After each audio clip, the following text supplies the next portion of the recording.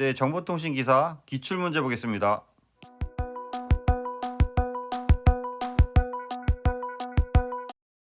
좀 더 많은 자료를 원하시는 분은 보시는 카페에 오시면 체계적으로 자료가 정리되어 있습니다. 네, 시작하겠습니다. 네, 이번에 정보통신공학 서브넷 마스크를 보겠습니다. 서브넷 마스크는 이제 IP와 연계해서 같이 봐야 되는 거고요. 그래서 우리가 IP를 이제 구분짓기 위한 어떠한 그 방법이라고 할 수 있겠습니다. 서브넷 마스크를 사용하기 위한 거는 어떠한 그 브로드캐스트 영역을 분리하기 위한 게 가장 큰 것 같아요. 브로드캐스트가 너무 많이 나가니까. 그래서 이게 바로 IP 버전 4의 문제이기도 하고요. 기출형을 보면 서브넷 마스크에 대한 설명으로 옳지 않은 것은 서브넷 마스크는 라우터에서 서브넷 식별자를 구분하기 위해서 필요한 것이다.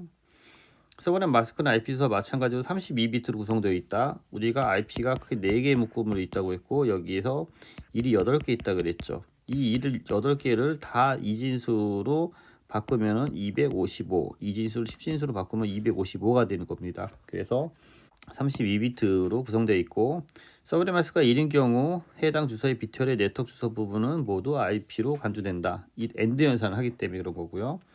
서브넷 마스크를 적용하는 방법은 목적지 IP 주소와 비트열의 서브넷 마스크를 해서 엔드 연산을 한다. 엔드 연산. 그건 뒤에서 계속 보겠습니다. 그래서 정답이 4번이 틀린 게 되겠습니다.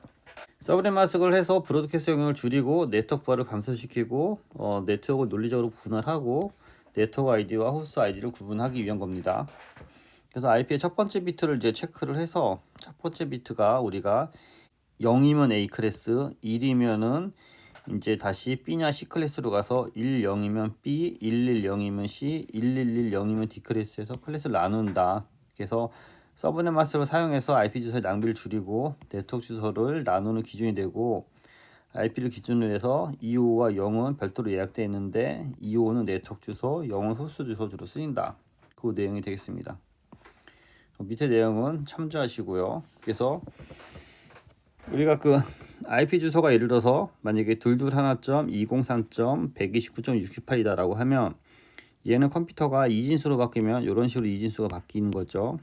진수 변화는 참조하시고요. 또는 이런 식으로 둘둘 하나면 이렇게 2로 해서 110이고 1 남고 이런 식으로 쭉 풀면은 밑에서 올라오면은 얘를 이진수로도 바꿀 수 있는 거고요. 이거는 참조해서 하시고요. 서브넷 마스크가 만약에 252525 192다라고 하면은 192를 우리가 이런 식으로 11 빵빵으로 바꿀 수 있죠. 그래서 얘 두 개를 논리 연산을 엔드 연산을 하면은 11인 경우에만 1이 나오기 때문에 그 값을 쉽게 이렇게 풀었을 수 있습니다.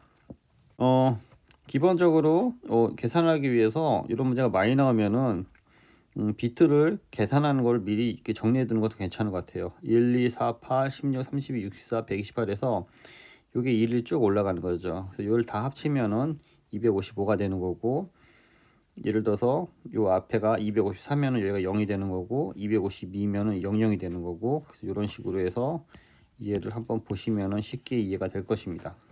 참조하시고요. 바로 기출 유형 문제 보겠습니다. 서브넷 마스크의 목적이 아닌 것은 네트워크 아이디를 축소한다. 네트워크 아이디를 축소하기 위해서 하는 거다. 네트워크의 부하를 감소하고 논리적으로 분할하고 아이디와 네트워크 아이디와 호스트 아이디를 구분해서 사용하는 것이다. 그래서 네트워크 아이디 축소는 상관이 없습니다. 네트워크는 사실 정해져 있는 거고요. 네트워크 아이디 확대를 하거나 필요한 수만큼 호스트 영역을 배정해서 브로드캐스트를 감소하기 위한 거고요.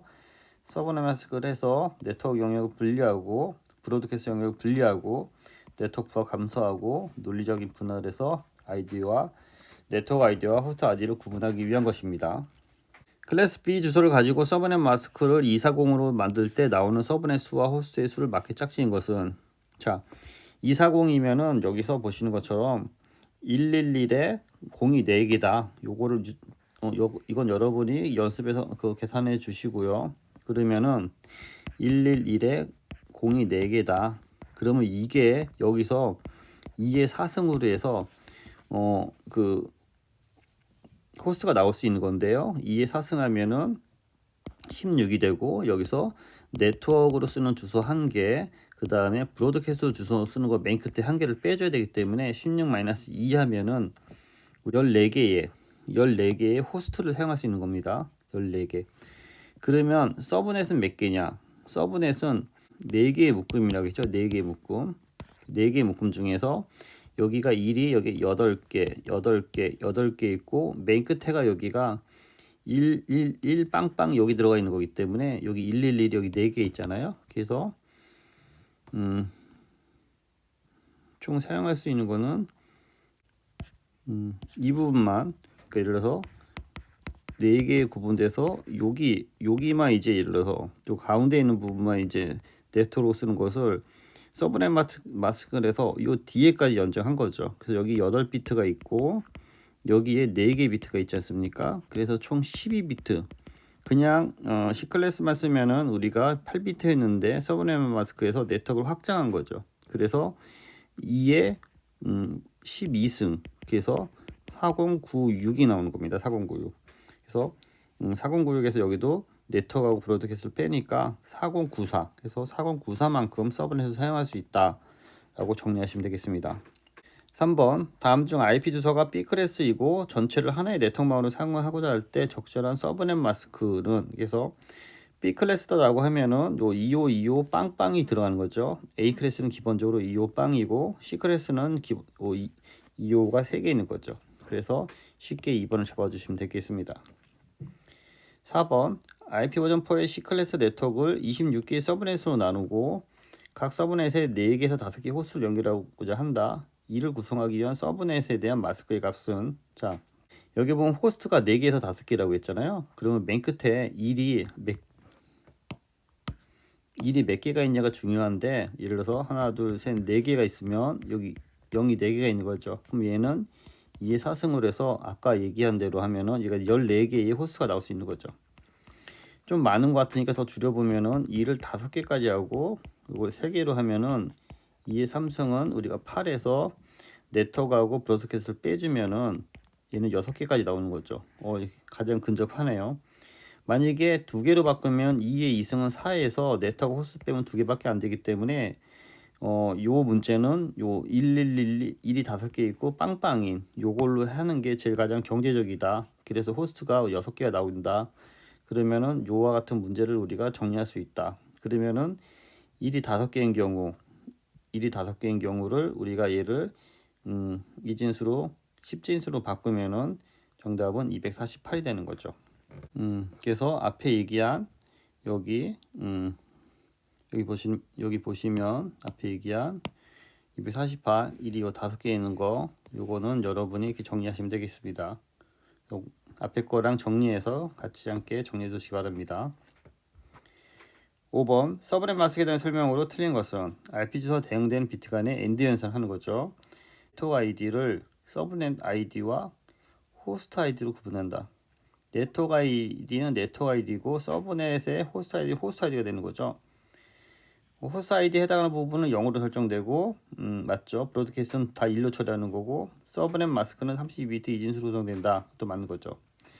서브넷 마스크는 호스트 이름으로부터 IP 주소에 대한 네트워크의 이름을 규정하는 것으로 32비트 크기로 만들어지고, 서브넷 마스크를 적용하는 방법은 목적지 주소의 비트열에 서브넷 마스크 비트열을 엔드 논리 연산해서 만든 겁니다. 2번을 다시 보면은 네트워크 아이디를 서브넷으로 나눈다고 했는데 이거가 정답이 아닌 이유가, 예를 들어서 만약에 255.255.255. 이렇게 빵이 있다라고 하면은 뭐 100점 100점 100 네트워크에 대해서, 그러면 이거를 더 구분해서 나눌 수 있는 거거든요. 이렇게만 쓰면은 IP를 0부터 255까지 다 묶어서 써야 되는데 얘를 더 그룹별로 묶어 쓴다.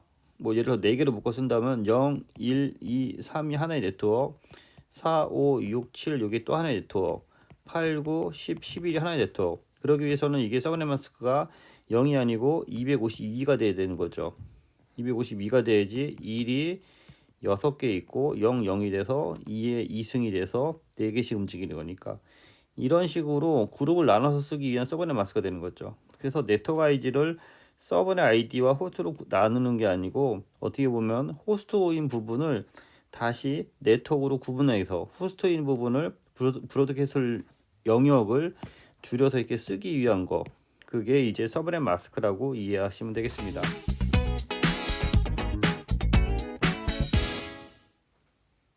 그래서 서브넷을 좀 더 한번 더 고민해 보겠습니다. 여러분 헷갈려 할 수 있는 것 같은데요. 크게 이제 서브네팅이 있죠. 서브네팅과 우리가 슈퍼네팅으로 이렇게 구분할 수 있어요.